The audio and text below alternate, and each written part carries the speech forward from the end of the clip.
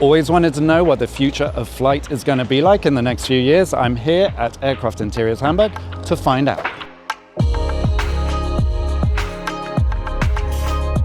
You might expect at a time like this, when fuel prices are at an all-time high, that airlines might be tightening their belts a little bit and not spending on the passenger experience. However, what we've seen over the past few days at this conference is that the airlines are more interested in premium cabins than they ever have been. I think that when you think about South America and LATAM, we are an airline that plays at a global stage or just happen to be placed in South America.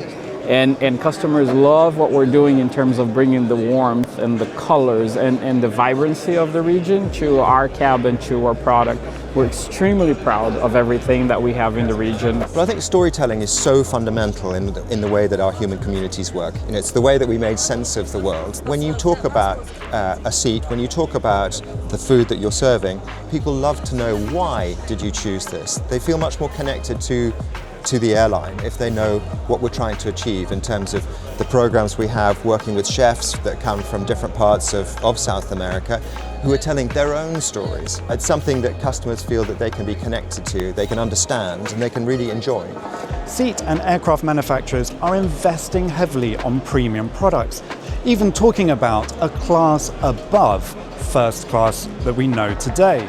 But there are two main themes that we're going to see over the coming years. One is that premiumization of the cabin experience. So bigger business class cabins, more first class seats, larger premium economy cabins as well. But the other is connectivity. And I don't just mean high-speed connectivity for every single passenger. I'm talking about how that connectivity actually changes the functions in the aircraft.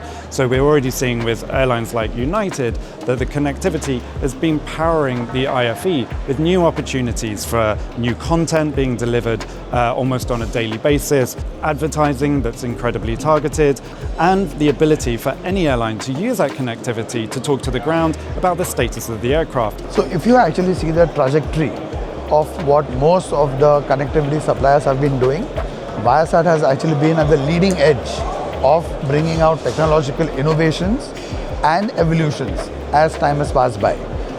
None of the engineers or strategic thinkers in our company ever came up with an ESA just because they had to. It was not a checkbox for them to tick.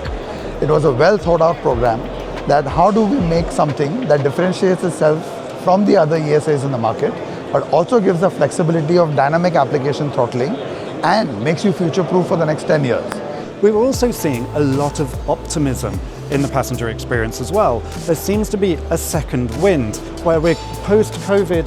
Obviously there was revenge travel, but it seems that that revenge travel is here to stay and airlines are preparing for it over the next 5 to 10 years. So what will that mean? That probably means larger business class cabins, more premium economy, more first class, and more technology empowering a more seamless experience from check-in all the way to your destination.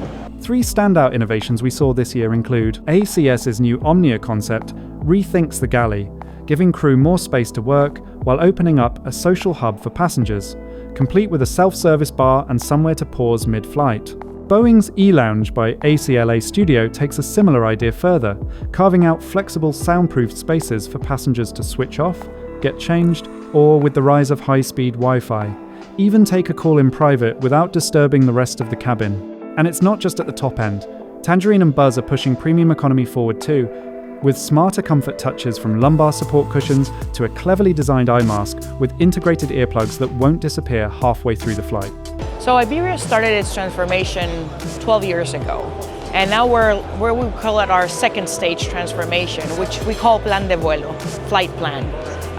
And this is a 10-year plan where we want Iberia to really thrive and really exceed its own ambition. We used to think that we could be just a normal airline that does things okay.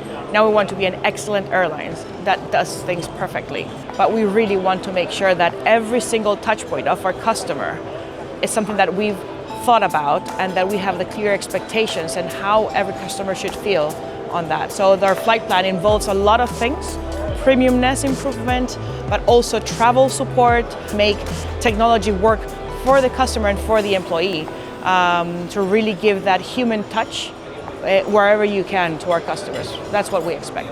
Realistically, there's another challenge here, and that's a lot of airlines are starting to look the same. If you look at the recent launches from United, American, Air Canada, and Alaska, they all in business class feature actually exactly the same seat.